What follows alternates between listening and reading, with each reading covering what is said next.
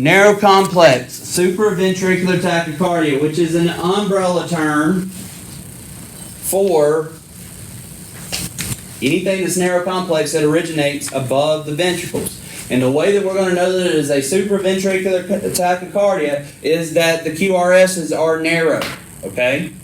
Wide QRSs, as we'll see if we get to it next week, are ventricular in origin, okay?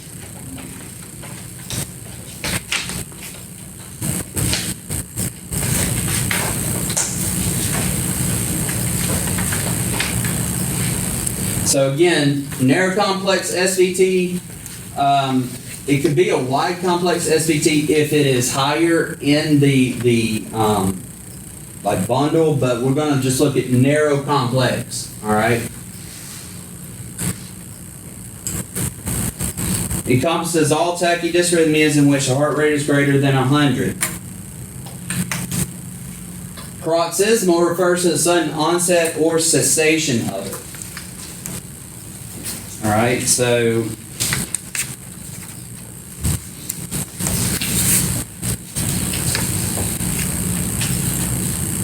how to approach a narrow complex SVT. It's always going to be assessing your patient, your history, your physical exam, where we're looking at any type of perfusion issues, underlying conditions, pre-existing conditions, their presenting symptoms. Is there a psychological causation? Always look at the company it keeps, or in my case, treat the patient, not the monitor, unless the monitor and the patient match up, then treat them both. All right?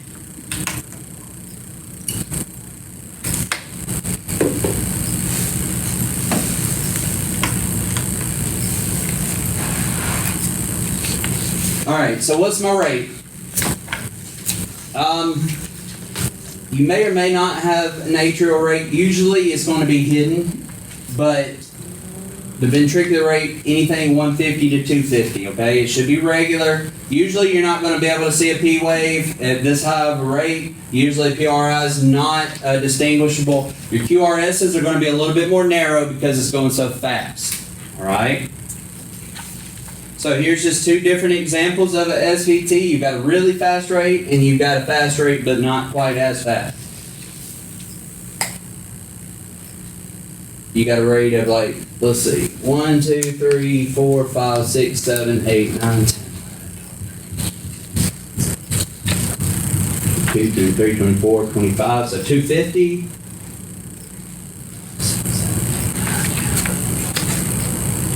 170. Treatment's going to be essentially the same. The one with the 250 is probably going to decompensate a lot quicker. All right. What to look for in SVT? Rate, conduction ratio, regularity, P-wave morphology, if there is a P-wave. The PQRS relationship, if there is a P-wave. Not really looking right now with what we're doing with AV node dependent versus AV node independent. All right.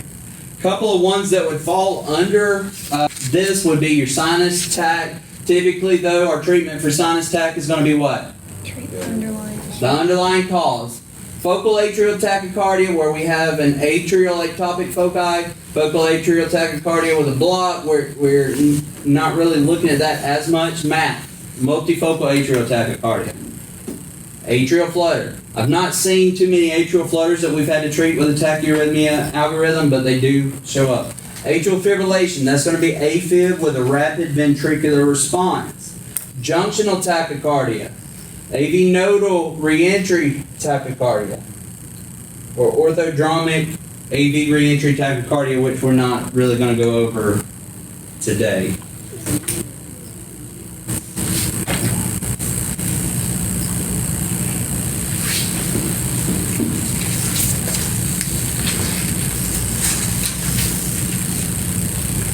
P-wave morphology, sometimes you may have, like when you're multifocal, we looked at one of these last week where it was like a biphasic pair.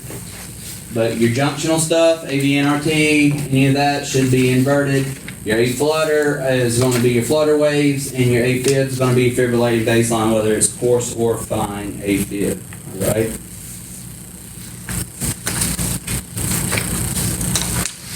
Now this right here is just a chart that shows, based off of those rhythms that we have mentioned, kind of where in this complex, if it is a rhythm that originates with one of these, where you would expect the P waves with atrial flutter, having your flutter waves,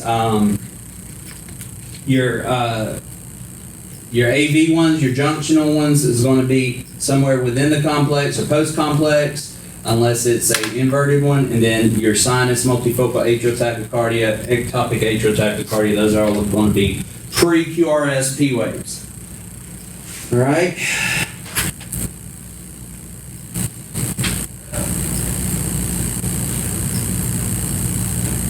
As far as just to put a definition with the AV node dependent versus AV node independent, your AV node dependent, that's like what we just talked about. AV node reentry tachycardias, AV reentry tachycardias, junctional attacks, whereas your AV node independent, that's going to be anything that originates in the SA node or anything that originates in the atria. All right? So that would make a difference too. For instance, if I have an atrial fibrillation with a rapid ventricular response of, 180, and they're decompensating, I'm going to treat them differently. I'm not going to give adenosine for that because it is AV nodal independent, meaning that it's not an AV reentry issue. I'm probably going to give amiodarone or cardizem for that. All right?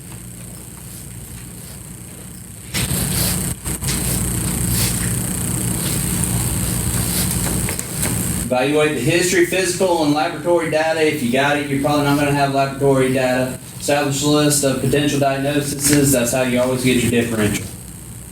All right? So let's talk just a minute about hemodynamics, because that's really what we're looking at here, okay? Rapid rates affect the hemodynamic status of the heart rate by causing relative ischemia. Relative ischemia, so it's not total ischemia, it's relative ischemia, not because of like AMI, but because of the demand that this fast heart rate's putting on the heart. So we could actually fix that relative ischemia by getting the heart rate slowed down. All right? Decreasing ventricular filling times and decreasing end diastolic volume. How would we decrease end diastolic volume? What is another name for end diastolic volume?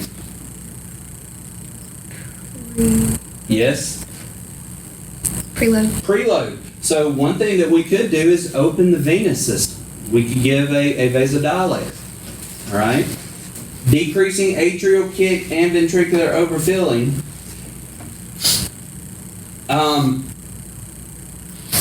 I'm sorry, let me back up to this.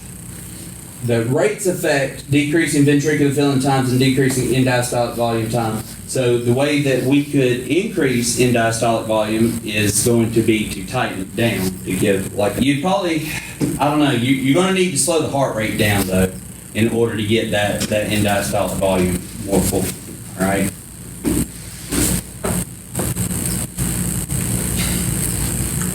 This is just what I was talking about. Faster rates cause faster muscle activity. Faster muscle activity requires more oxygen. If a person cannot meet that demand, he or she develops relative ischemia. The body has a way of compensating, but the way that it compensates is not very efficient. For instance, how does the body make up for decreases in stroke volume? It speeds the heart rate up, right? Well, we got decreases in stroke volume, we got decreases in cardiac output. We're speeding the heart rate up, hopefully, to get more cardiac output, but when I speed the heart rate up, I have to stimulate the heart and cause a higher oxygen demand on the heart. Does that make sense? So that's why we can't let these really fast rates go for a real long time, because they're going to decompensate. All right?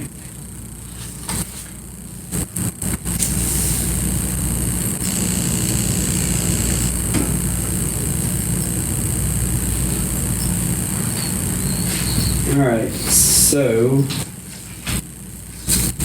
decreasing ventricular filling times and decreasing end diastolic volume. Rapid rates affect both systole and diastole, but diastole is shortened. You don't have as long of a rest period. You don't have as long of a time to fill the ventricles. And remember, ventricular filling is going to greatly affect stroke volume, which is going to greatly affect cardiac output.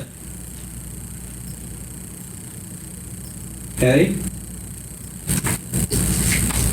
So increased heart rate, decreased resting or time for diastole, decreased ventricular filling, decreased stroke volume, decreased cardiac output. Decreased cardiac output leads to decreased blood pressure. What does decreased blood pressure lead to? Decreased cellular perfusion. Okay? And then decreasing atrial kick and ventricular overfilling, which is what we need, the Frank-Starling mechanism. The tachycardias shorten the amount of atrial contraction and therefore the amount of atrial ejection into the ventricles. SVTs are usually well tolerated in the short run unless the rates are very, very fast. Meaning that they may be tolerated to give us time to treat them without having to shock them, but eventually they are going to decompensate, right? So, we've already talked about this a little bit. SVT treatment, vagal maneuvers. So we want to stimulate the vagus nerve, which stimulates the release of acetylcholine, which stimulates the release or the slowdown of the heart. But one question to ask, are the symptoms being caused by the tachycardia? If the symptoms are being caused by the tachycardia, then treat the tachycardia. That especially originates with sinus tachycardia, because there's so many things that can influence the heart to cause sinus tachycardia that if we just treated the tachycardia, then it's not going to do us any good. Are they stable or unstable? Patients with unstable tachycardia should be shocked. Synchronized cardioversion. If pulseless tachycardia is present, patients should be treated using the cardiac arrest algorithm. Right? Decide on the seriousness of the symptoms. Stable tachycardia, vagal maneuvers and medications. Unstable tachycardia, electrical therapy with synchronized cardioversion.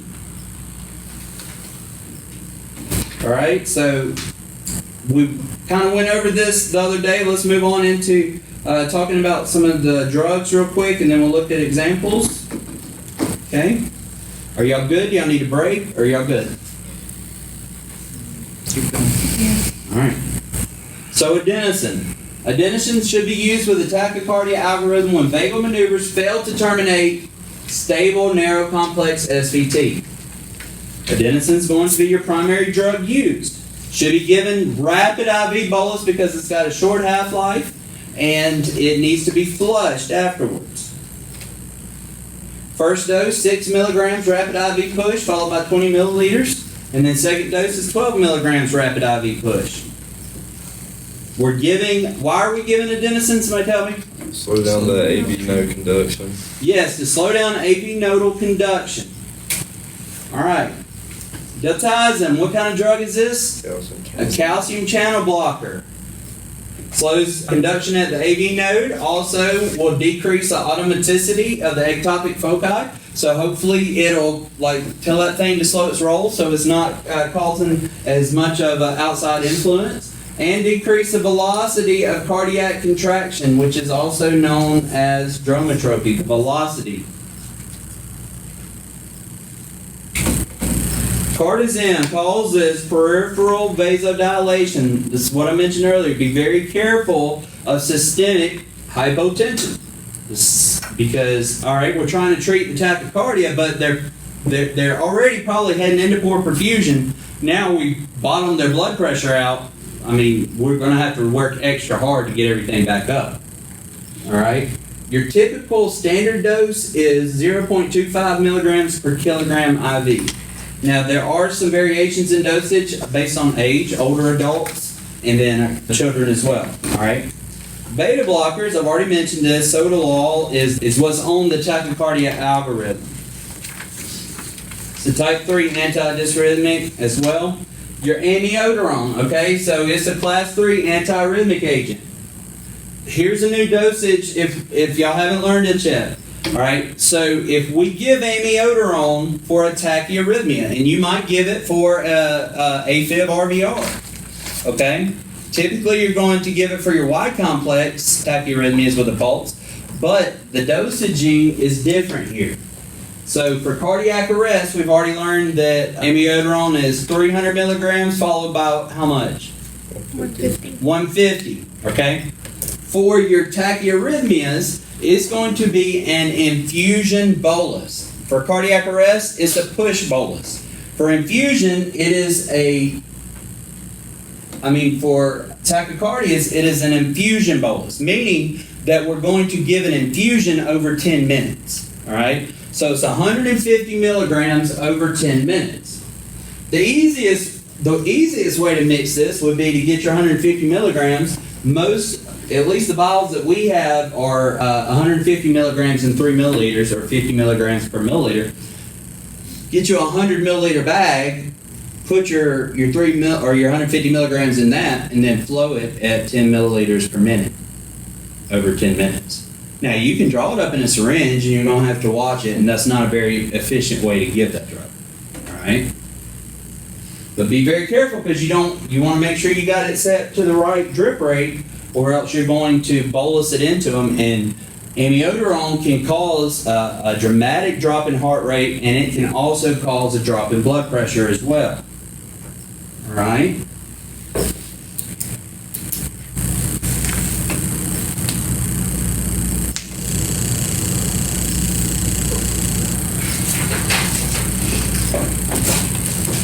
All right, so last little bit, here's some examples here. This is a focal atrial tachycardia. Focal atrial tachycardia, in this case, I see a predominant inverted P wave. It's got a rate of 1, 2, 3, 4, 5, 6, 7, 8, 9, 10, 11. It's got a rate of 110. It would probably not be very easy to determine if this is focal atrial tachycardia versus a higher up junctional. I wouldn't count off if you just put junctional tach on this. All right, multifocal atrial tachycardia. Now I can't let that one slide because it should have some defining things about it, right? You should have at least 3 different what? P waves. P waves. And so I see them right here. There's at least 3 different, just right there. Where's the P wave right here? Yeah, it's merged in right there and right there. It's a bit irregular too, isn't it? Here's your AV nodal reentry tachycardia.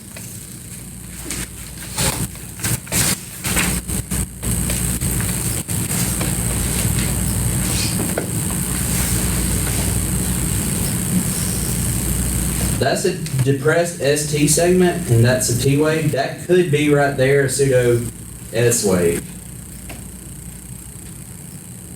I know that's kind of hard to see because it's like, well, that looks like a P wave, but it is merged into a S or a T wave right there.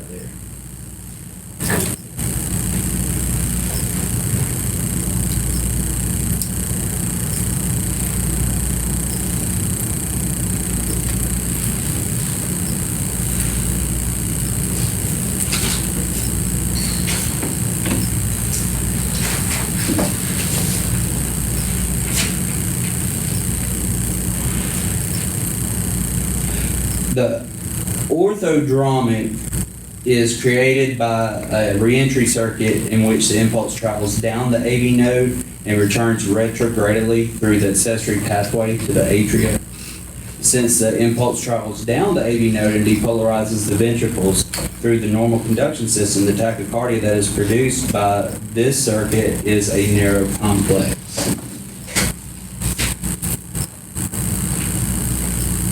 And there's a good description in your book on page 369, 370 on the difference in orthodromic and AVRT, not AVNRT, but AVRT, and I didn't really go over that today.